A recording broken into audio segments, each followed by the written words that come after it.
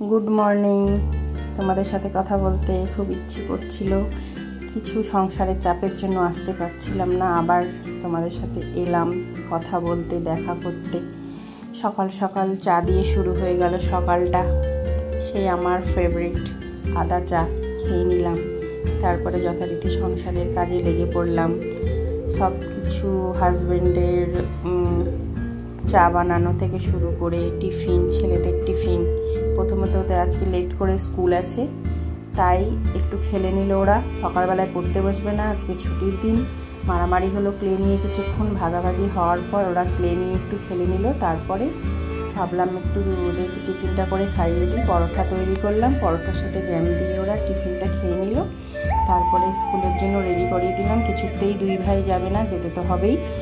Ready করিয়ে নিয়েছি, যেতে মন নেই, কাঁদো কাঁদো ভাব। স্কুলে সব একটা প্রোগ্রাম ছিল, সে পার্টিসিপেট করেছিল। ছোট ছোট বাচ্চাদের দেখতে বেশ ভালোই লাগে, ম্যামরাও খুব ভালো। আমি একটু দাঁড়িয়েছিলাম, দেখছিলাম ওদের। সেই ছোটোবেলাকার কথা মনে পড়ে যাচ্ছিল, আমরাও সে স্কুলে যেতাম, কত আনন্দ করতাম। তারপরে বাড়ি এসে খেয়ে দিয়ে একটু রেস্ট নিয়ে বেরিয়ে পড়লাম ঘরের টুকটাক জিনিস কিনতে। মলের জিনিসগুলো কিনে নিয়ে একটু মিষ্টি খেতে মন হলো, মিষ্টিও খেয়ে নিলাম, সাথেও নিয়ে এলাম। রাত্রের খাবারটা বাইরে খাইনি, বাড়িতে নিয়ে এসেছিলাম। তারপরে আমরা খেয়ে দিয়ে ঘুমিয়ে পড়লাম। গুড নাইট, ভালো থেকো, সুস্থ থেকো।